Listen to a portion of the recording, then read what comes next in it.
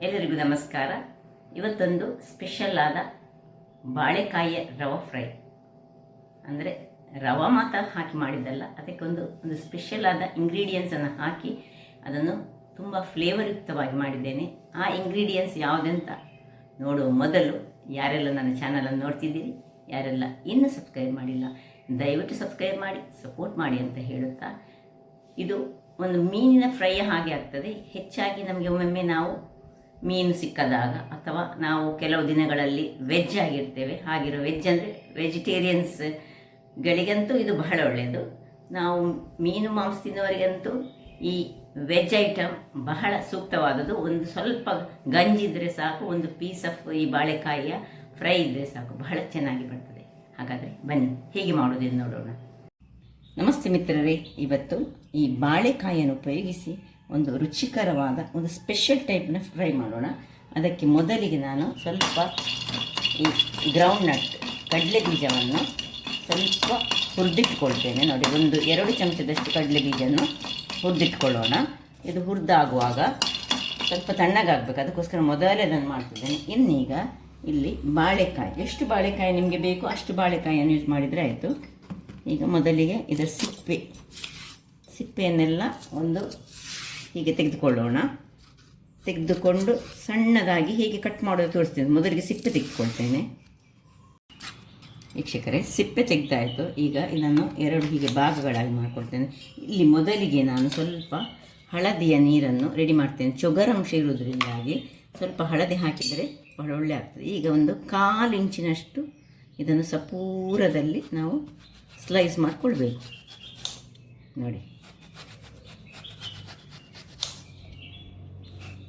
ತುಂಬ ದಪ್ಪ ಮಾಡಿದರೆ ಅದು ನಾವು ಡೀಪ್ ಫ್ರೈ ಮಾಡ್ತಾ ಇಲ್ಲ, ಅದರಿಂದಾಗಿ ಆದಷ್ಟು 1/4 ಇಂಚು ನೋಡಿ, ನಿಮಗೆ ಗೊತ್ತಾಗ್ಬೋದು. ಈ ರೀತಿಯಲ್ಲಿ ಕೂಡಲೇ ಇದರೊಳಗೆ ಹಾಕ್ಕೊಳ್ಬೇಕು, ಯಾಕಂದರೆ ಇಲ್ಲದೆ ಅದು ಕಪ್ಪಾಗ್ತದೆ. ಇದು ಚೊಗರಾಂಶ ಹೊಂದಿರೋದ್ರಿಂದಾಗಿ ಆರೋಗ್ಯಕ್ಕೆ ಸಹ ಬಹಳ ಒಳ್ಳೆಯದು. ಸೊ ಎಲ್ಲವನ್ನು ಇದೇ ರೀತಿ ಸಪೂರದಲ್ಲಿ ಕಟ್ ಮಾಡ್ಕೊಳ್ತೇನೆ. ವೀಕ್ಷಕರೇ, ಇಲ್ಲಿ ನೋಡಿ, ಎಲ್ಲವನ್ನು ನೋಡಿ ತೆಳುವಾಗಿ ಕಟ್ ಮಾಡಿಕೊಂಡೆ. ಇದೇ ರೀತಿಯಾಗಿ ಕಟ್ ಮಾಡ್ಕೊಳ್ಬೇಕು. ಇದು 5 ನಿಮಿಷ ಹೀಗೆ ಇರಲಿ. ಈಗ ಬೇಕಾಗುವ ಸಾಮಗ್ರಿಗಳನ್ನು ಹೇಳಿದರೆ, ಇಲ್ಲಿ 2 ಚಮಚದಷ್ಟು ಮೆಣಸಿನ ಪುಡಿ, 1 ಚಮಚದಷ್ಟು ನಾನು ಚಿಕನ್ ಮಸಾಲೆ ತೆಗೆದುಕೊಂಡಿದ್ದೇನೆ, ನೀವು ಗರಂ ಮಸಾಲೆ ತೆಗೆದುಕೊಂಡ್ರೆ ಸಹ ಆಗ್ತದೆ.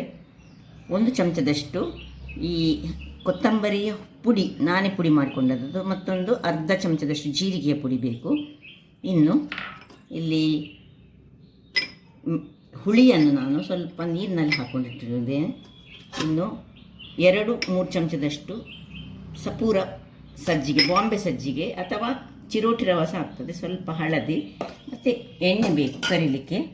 ಇಲ್ಲಿ ಮತ್ತೆ ಇದನ್ನು ಬಿಸಿ ಮಾಡಿರ್ತೀನಿ. ಇನ್ನು ಸ್ವಲ್ಪ ಜಿಂಜರ್ ಗಾರ್ಲಿಕ್ ಪೇಸ್ಟ್ ಸಹ ನಮಗೆ ಅಗತ್ಯ ಉಂಟು. ವೀಕ್ಷಕರೇ, ಇದು ಇದರಲ್ಲಿ ನೆನೀತಾ ಇರಲಿ. ಅಷ್ಟರಲ್ಲಿ ಒಂದು ಮಿಕ್ಸಿ ಜಾರ್ ತೆಗೆದುಕೊಂಡು ಈ ಕಡಲೆಯ ಸಿಪ್ಪೆ ಬೇಕಿದ್ರೆ ತೆಗೆದುಕೊಳ್ಬೋದು, ಸಿಪ್ಪೆ ಅಗತ್ಯ ಇಲ್ಲದೆ ಹೀಗೆ ಸ್ವಲ್ಪ ಮಾಡಿಕೊಂಡು ಹೀಗೆ ಮಾಡಿ ಸಿಪ್ಪೆಯನ್ನು ಸ್ವಲ್ಪ ತೆಗೆದು ಮತ್ತೆ ಉಳಿದದನ್ನು ಸಿಪ್ಪೆ ಇದ್ದರೆ ಸಹ ಏನು ತೊಂದರೆ ಇಲ್ಲ.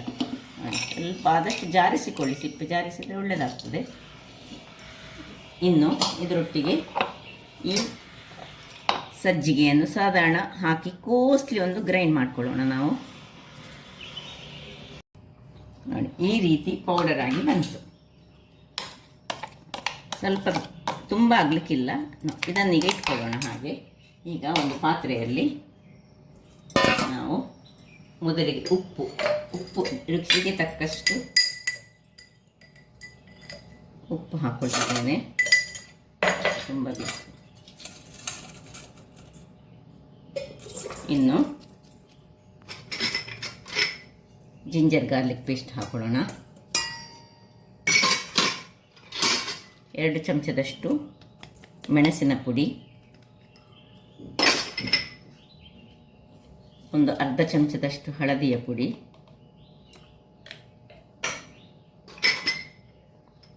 ಗರಂ ಮಸಾಲೆ ಅಥವಾ ಚಿಕನ್ ಮಸಾಲೆ ಯಾವುದು ಉಂಟದನ್ನು ಹಾಕ್ಕೊಳ್ಳಿ, ಪರಿಮಳವಾಗಿ ಬರ್ತದೆ.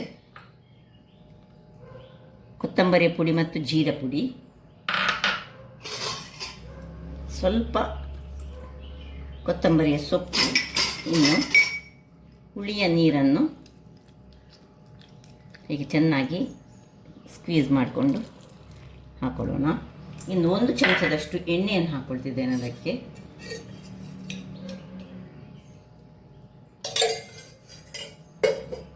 ಒಮ್ಮೆ ಕಲಡಿಸ್ಕೊಳ್ಳೋಣ.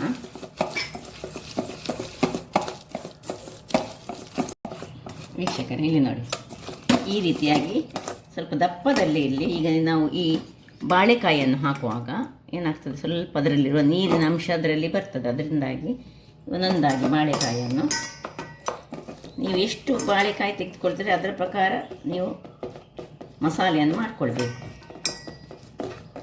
ಹೀಗೆ ಮಾಡಿ ಎಲ್ಲವನ್ನು ಇದರಲ್ಲಿ ಹೀಗೆ ಮುಳುಗಿಸ್ತೇನೆ ನಾನು. ಎಷ್ಟು ತೆಗೆದುಕೊಂಡಿದ್ದೇನೆ ಅಷ್ಟನ್ನು. ತುಂಬ ಮಸಾಲೆ ಸಹ ಮಾಡ್ಕೊಳ್ಬೇಡಿ, ತುಂಬ ಅಗತ್ಯ ಇಲ್ಲ. ನೋಡಿ, ಇಷ್ಟನ್ನು ಇನ್ನೊಂದು ಹೀಗೆ ಮಸಾಲೆ ತಾಗಿಸಿ ಒಂದು 10 ನಿಮಿಷ ಅಥವಾ ಒಂದು 15 ನಿಮಿಷ ಇದನ್ನು ಸ್ವಲ್ಪ ಇದಕ್ಕೆ ಎಳಿಲಿಕ್ಕೆ ಬಿಡೋಣ, ನೆನೆಯಲಿಕ್ಕೆ ಇದನ್ನು. ಸೊ ಮುಚ್ಚಿ ಒಂದು 10 ನಿಮಿಷ ನಾನು ಇದನ್ನು ಇಟ್ಕೊಳ್ತೇನೆ. ನೋಡಿ, ಸ್ವಲ್ಪ ಮಸಾಲೆ ನಿಮಗೆ ಕಾಣಿರ್ಬೋದು ಸುರಿಗೆ, ಬಟ್ ನೋಡಿ ಎಷ್ಟು ಮಸಾಲೆ ಉಂಟು ನೋಡಿ ಇದರಲ್ಲಿ. ಸೊ ಇದನ್ನೊಂದು 10 ನಿಮಿಷ ಮುಚ್ಚಿಟ್ಕೊಳ್ಳೋಣ. ನಾನೊಂದು 10 ನಿಮಿಷ ಇಟ್ಕೊಂಡೆ. ಈಗ ಇಲ್ಲಿ ಗ್ಯಾಸನ್ನು ಉರಿಸಿಕೊಂಡು ಕಾವಲಿ ಬಿಸಿ ಆಗಲಿಕ್ಕೆ ಇಟ್ಟಿದ್ದೇನೆ. ಯಾವುದೇ ಆಗ್ತದೆ, ಬಾಣಲೆ ಆಗ್ತದೆ. ಇಲ್ಲಿ ಸ್ವಲ್ಪ ಕರಿಬೇವನ್ನು ಸಣ್ಣದಾಗಿ ಒಂದು ಪಾತ್ರೆಯಲ್ಲಿ ಸಣ್ಣದಾಗಿ ಕಟ್ ಮಾಡ್ಕೊಂಡಿದ್ದೇನೆ. ಬಹಳ ಟೇಸ್ಟಿಯಾಗಿ ಬರ್ತದೆ ಈ ಕರಿಬೇವಿನ ಸ್ಮೆಲ್. ಮತ್ತು ಈಗ ಸ್ವಲ್ಪ ಕೊತ್ತಂಬರಿ, ಚಾಪ್ಡ್ ಕೊತ್ತಂಬರಿಯನ್ನು ಸಹ ನಾನು ಇದಕ್ಕೆ ಹಾಕ್ತಿದ್ದೇನೆ. ಮಿಕ್ಸ್ ಮಾಡಿ ಈಗ ಏನು ನಾನು ಗ್ರೈಂಡ್ ಮಾಡ್ಕೊಂಡಿದ್ದೇನೆ ನೋಡಿ, ಕಡಲೆ ಮತ್ತು ಈ ರವೆ, ಇದಕ್ಕೆ ಚೂರು ಗ್ರೈಂಡ್ ಮಾಡುವಾಗಲೇ ಚೂರು ಉಪ್ಪನ್ನು ಹಾಕ್ಕೊಳ್ಬೇಕು. ಅದನ್ನು ಉಪ್ಪು ಹಾಕಲಿಕ್ಕೆ ಮರ್ತೋಯ್ತು. ಈಗ ನಾನು ಈಗ ಉಪ್ಪನ್ನು ಚೂರು ಹಾಕ್ಕೊಳ್ತೇನೆ. ಇದಕ್ಕೆ ಸ್ವಲ್ಪ ಉಪ್ಪು ಮತ್ತು ಚೂರು ಮೆಣಸಿನ ಪುಡಿಯನ್ನು ಹಾಕ್ಕೊಳ್ಬೇಕು. ಇಷ್ಟನ್ನು ಹಾಕ್ಕೊಂಡು ಇದಕ್ಕೊಂದು ಒಳ್ಳೆಯ ಮಿಕ್ಸ್ ಕೊಡುವ. ಈ ಕಡಲೆ ಗ್ರೌಂಡ್ ನಟ್ ಏನು ಉಂಟು ನೋಡಿ, ಅದು ಒಂದು ನಮ್ಮನೆ ಒಳ್ಳೆ ಟೇಸ್ಟನ್ನು ಕೊಡ್ತದೆ ಅದಕ್ಕೆ. ಸೊ ಈಗ ಒಂದೊಂದಾಗಿ ಇದನ್ನು ತೆಗೆದುಕೊಳ್ಳೋಣ. ಹೀಗೆ ಅದರ ಮೇಲೆ ಡಿಪ್ ಮಾಡ್ಕೊಳ್ಳೋಣ. ಸೈಡಲ್ಲಿ ಹೀಗೆ ಇಟ್ಕೊಳ್ತಿದ್ದೇನೆ. ಇಲ್ಲಿ ಬಿಸಿಯಾದ ಇದಕ್ಕೆ ಸ್ವಲ್ಪ ಆಯಿಲನ್ನು ಹಾಕ್ಕೊಳ್ಳೋಣ. ತುಂಬ ಆಯಿಲ್ ಬೇಡ, ಹದ ಆಯಿಲಲ್ಲಿ ಕಾಯಿಸ್ಕೊಳ್ಳೋಣ. ಈಗ ಒಂದೊಂದಾಗಿ ಹೀಗೆ ಇದನ್ನು ಡಿಪ್ ಮಾಡಿ ಎಲ್ಲವನ್ನು ಸಹ ಇದೇ ರೀತಿ ಒಂದು ಟೇಸ್ಟಿಯಾದ ಗ್ರೌಂಡ್ ನಟ್ ಫ್ಲೇವರ್ ಇರುವಂತಹ ಒಂದು ತೆಳುವಾಗಿ ಕತ್ತರಿಸಿದ್ರೆ ಬಹಳ ಚೆನ್ನಾಗಿ ಬರ್ತದೆ. ಉರಿ ಮಾತ್ರ ಇದು ಮಾಡುವಾಗ ಸಣ್ಣ ಸ್ವಲ್ಪ ಹದದಲ್ಲಿ ಇಟ್ಕೊಳ್ಳೋಣ.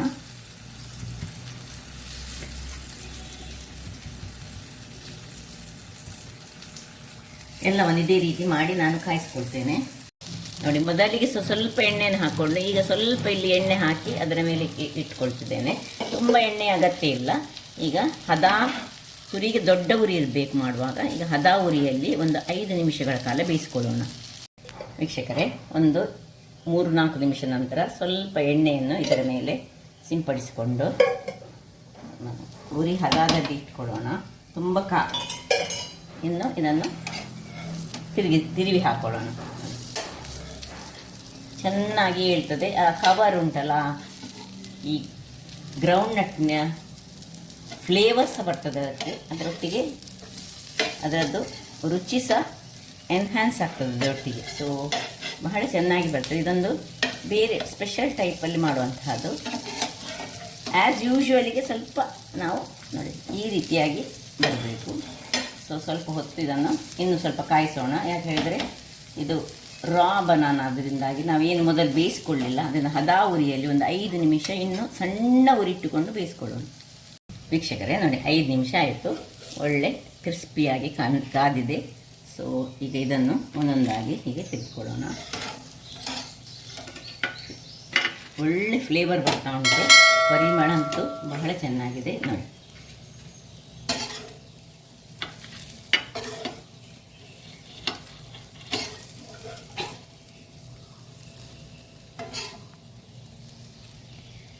ನೋಡಿದ್ರಲ್ಲ ವೀಕ್ಷಕರೇ, ನೋಡಿ ಉಳಿದದನ್ನು ಈಗ ಇನ್ನೂ ಪುನಃ ನಾನು ಕಾವಲಿಗೆ ಹಾಕ್ಕೊಳ್ತೇನೆ. ಅದರ ಮೊದಲು ಒಂದು ನಮ್ಮನೆ ಮೀನು ಫ್ರೈಯ ಹಾಗೆ ಆಗ್ತದೆ. ಒಮ್ಮೊಮ್ಮೆ ನಮಗೆ ಈ ಮೀನು ತರಲಿಕ್ಕೆ ಆಗದಿದ್ದಾಗ ಅಥವಾ ನಾವು ಈ ನಾವು ಕೆಲವು ದಿವಸ ವೆಜ್ ಆಗಿರ್ತೇವೆ, ಆ ಟೈಮ್ನಲ್ಲೆಲ್ಲ ಇಂತಹ ಒಂದು ಈ ಫ್ರೈಯನ್ನು ತುಂಬ ಎಣ್ಣೆ ಸೆದಕ್ಕೆ ಬೇಡ, ತುಂಬ ಟೇಸ್ಟಿಯಾಗಿ ಬರ್ತದೆ, ಊಟ ಮಾಡಲಿಕ್ಕೆ ಸಾಕ್ತದೆ, ಹೀಗೆ ಸಹ ತಿನ್ಬೋದು. ಹಾಗಾದರೆ ನನ್ನ ಈ ಕುಕಿಂಗ್ ಚಾನಲ್ ನಿಮಗೆ ಇಷ್ಟ ಆದರೆ ಬೋಳೂರು ಸುವರ್ಣ ಚಾನಲನ್ನು ಲೈಕ್ ಮಾಡಿ, ಶೇರ್ ಮಾಡಿ ಹಾಗೂ ಸಬ್ಸ್ಕ್ರೈಬ್ ಮಾಡಿ ಹಾಗೂ ನನ್ನ ಇನ್ಸ್ಟಾಗ್ರಾಮ್ ಪೇಜನ್ನು ಫಾಲೋ ಮಾಡಿ. ಧನ್ಯವಾದಗಳು.